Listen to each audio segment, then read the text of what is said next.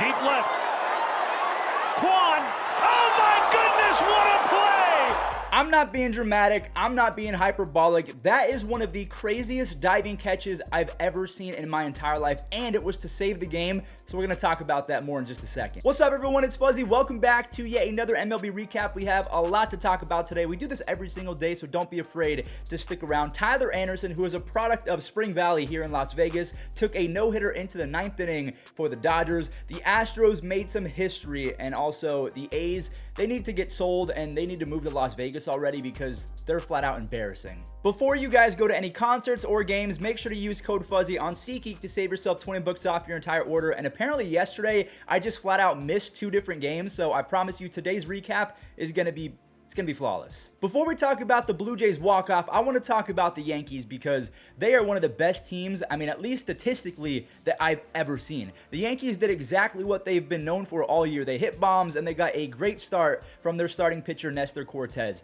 Aaron Judge now has 25 home runs. A lot of people would be content with 25 home runs over the course of a full season. It's not even July yet. The Rays walked IKF to get to Kyle Higashioka, and it backfired. That's a 3-run tater, and Nestor Cortes only allowed 1 earned run through 5 1/3. Shane McClanahan was still pretty good. He actually became the first pitcher to 100 strikeouts in all of baseball. The Yankees bullpen was a little bit stinky yesterday, but Clay Holmes, he has been anything but that this year. He shut it down yet again. He lowered his ERA to .29. That is 1 earned run in 30 1/3 innings. He also has 11 saves. The Yankees are 30 games over 500. They're 46-16 with an MLB best +130 run differential. So like we just hinted at, the Blue Jays erupted for 5 runs in the first few. It got kickstarted by an Alejandro Kirk double. Then you have Teo as well as Chapman both barreling up some baseballs for 2-run home runs. The one from Teoscar I want to mention went 461 feet. But look at Adley Rutschman, a proud friend moment. Okay, not really friends. I met him for like 7 minutes at the All-Star game last year, but that's his very first home run. I just wanted to go ahead and tip my cap and make sure that you guys saw Adley Rutschman's first home run because this could be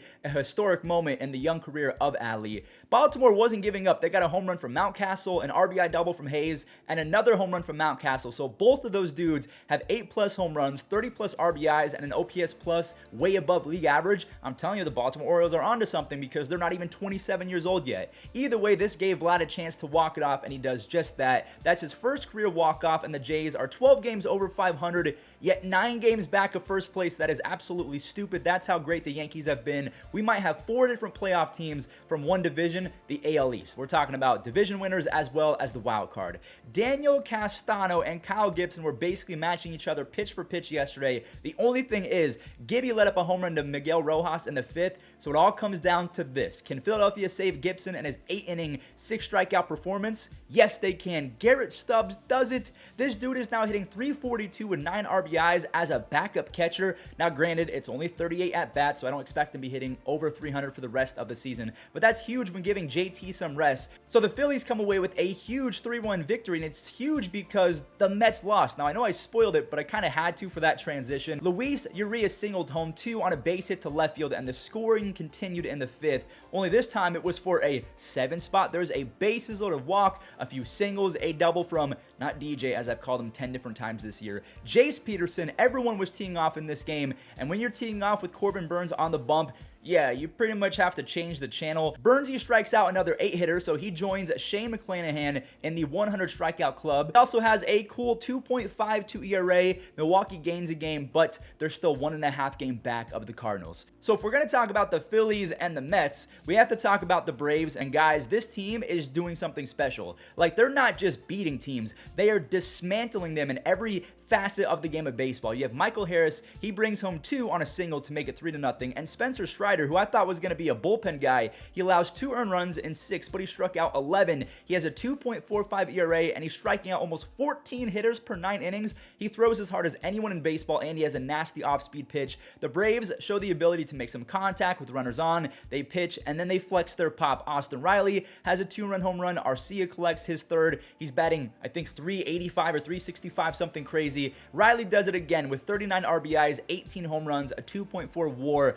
and that's all I have to say about the Braves. They won 14 in a row. They've cut the deficit in that division to just 4 games, so the Mets better get healthy because they're losing steam and fast. Will Smith turned on this pitch for a 3-run tater against the Angels, his 8th of the year. TT, aka Mr. Trey Turner, must have seen all of the hype around Tommy Edman and Dansby Swanson as of late. He delivers with the home run in the 3rd, and all of this was for Tyler Anderson, who was benefiting greatly from the witchcraft and sorcery that is the Dodgers and their pitching staff and their coaches. They turn average pitchers into world-class phenoms like it's an easy thing to do. He had a 4.5 ERA and a 4.5 FIP in his first 6 seasons. Now he goes to LA. He takes a no-hitter into the 9th. He does lose it, unfortunately, but he was sensational. Now owns a dazzling, a perfect 8-0 record with a 2.82 ERA and a very respectable 3.1 FIP. I mean, before he got injured, Andrew Heaney had 16 strikeouts and 10 shutout innings. So again, all the props in the world to the Dodgers. Not only do they spend, they trade, they develop as well. That is a world-class organization, and I tip my cap to them. Now, because we talked about a near no-hitter, I want to talk about an actual no-hitter. 43 years ago today, Tom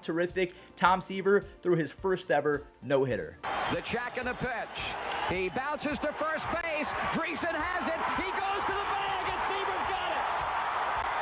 Tom Seaver has pitched his first Major League no-hitter, and this one belongs to the Reds.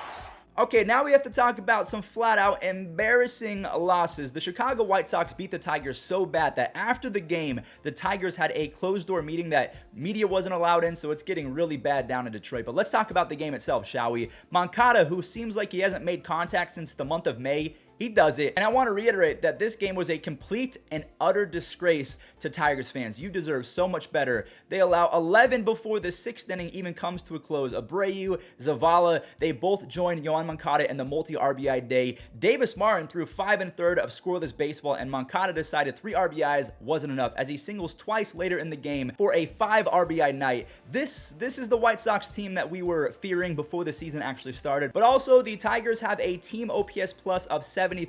To put that into perspective, Joey Gallo gets a lot of hate from baseball fans. He has an OPS plus of 87. They are 14% worse than Joey Gallo as a team. So yeah, that closed door meeting was definitely needed. Can you call up Akil Baddoo and Riley Green already? What are we doing? Derek Hill is not the guy. I'm sorry. Call up Akil Baddoo, put him at the leadoff spot, and I promise you, magical things will happen. I'm sorry, Oakland, but this is not a real baseball team. Listen, I know that Devers, he's a maniac, and he will homer off anyone, but the A's just can't afford to give up runs.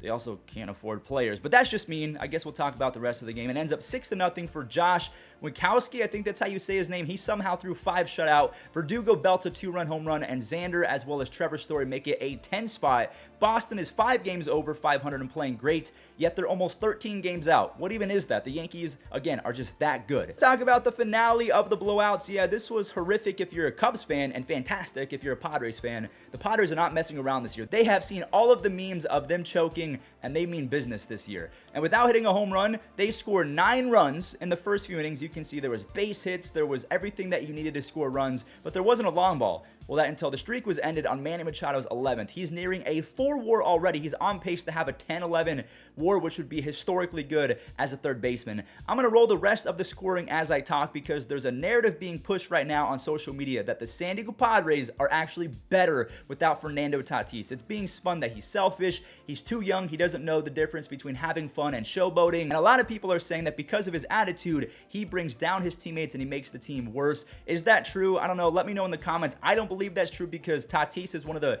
10 best players in baseball when he's healthy. Maybe Machado being the captain is more beneficial to the team winning, and Tatis can learn from him over the next 4 or 5 years. So let me know in the comments, should Tatis be given the reins when he comes back, as the Padres are tied for first, and they're also third in MLB with the plus 72 run differential. So again, they're just beating up people. There was some history in this next game, and it might have to do something with Houston scoring 6 in the first. I mean, it's much easier to pitch when you have a massive lead. Alvarez is now up to a 312 batting average with 45 RBIs and a 192 OPS plus, and his teammates driving a few more for Luis Garcia, who threw an immaculate inning in the second inning. That's 3 consecutive strikeouts on 9 straight pitches. Maldi bops one out, and here's where the history comes in. Phil Maton throws the second immaculate inning of the game for the Astros, the first time that has ever happened for the same team in one single game. Yuli Gurriel goes yard, and Houston is 1 win away from 40. Again, the Astros are one of those teams that I would not want to face in a 3 5, 7-game series, they can beat you in so many ways. 2 immaculate innings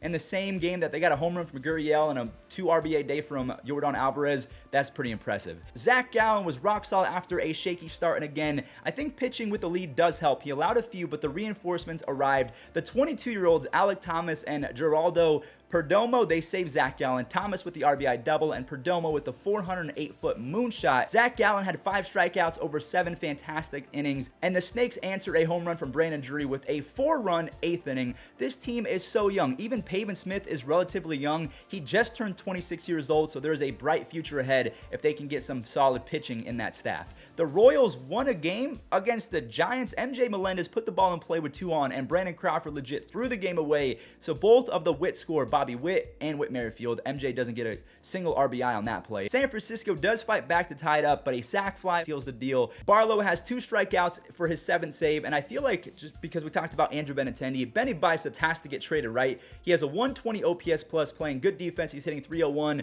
There's no way the Royals keep him. I think he's on a 1-year deal as well. Sonny Gray was lights out in this one. 5 shutout on 3 hits, but so was Marco Gonzalez, who was left in probably just a little bit too long in my opinion, or maybe, I don't know. He allows 1 earned run after Sewald couldn't save him. Jeffers breaks the stalemate. Then you have Correa and Arraez breaking it open in the 9th. Arraez is really trying to make a push for the All-Star game for first basemen, and the Twins improved to 37 and 28. Just ahead of the Guardians. This game was the definition of a nail-biter, so let's jump into it. Mercado and Rosario have been subject to endless criticism by Cleveland fans, so this was nice. They put the team up a little bit, and Cleveland immediately imploded. So Colorado got back into it, and then Colorado imploded on their own. Cleveland scored 3 runs in the 5th on just 1 single base hit. That was a double by Josh Naylor, so it's 6-5 when Trevor Stephan comes into the game. He gives up a double. Oh, no, he doesn't.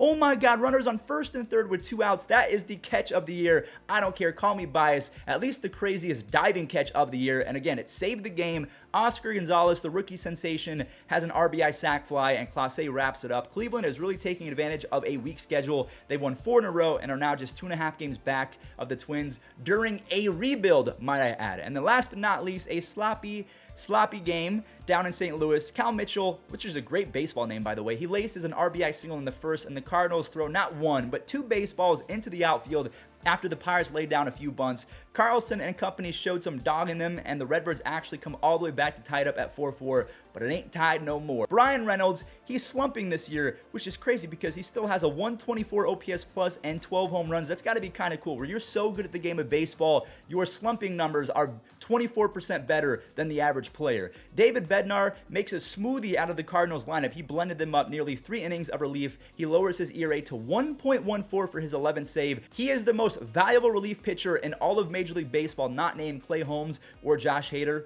Fight me on that. David Bednar has been nothing short of perfection for the Pirates this year. Well, that is going to do it for today's recap. Thank you all so much for watching. I'm almost 100% positive I did not miss any games. And to end today's video, let's roll the web gems. Also, follow me on Instagram and TikTok. I'm posting a whole lot more content over there. It's fun. It's not cringe. I swear. High pitch inning for Detmers, and that ball is hit well. Center field. Mike Trout leaping up. Mike Trout brought it back. Pick it up, Reed Detmers. Robbing a 3-run home run. Smashed to 3rd off the glove of Ernie Clement. Ahmed Rosario backs it up and throws him out. What a dynamite play. That's a fair ball and a tough one for Urshela. Scoops it up and makes the... Sebi Zavala sends one to deep left field. He's already homered once today, and it is caught back. Otherwise, Zavala would have had his 2nd homer of the afternoon. Instead, it's the 2nd out in the 8th. 3-2. One hopper. Oh, what a pick by Garcia. He's still going to get the out at first. That was outstanding. 3-2 pitch. Again, Donovan diving stop. Leads McFarland and the outs. Brendan Donovan. And he'll send one into right center. Byron Buxton charging. He's all over it. And he must have gone a good 40 yards to go catch that ball. Once he smells it. Yeah, damn, we done came far. The blessings soon pay off. I don't get a day off. Feel like the playoffs, they like, when y'all gonna take off? Dale got laid off, now we focused on trademarks. We just making hits after hits.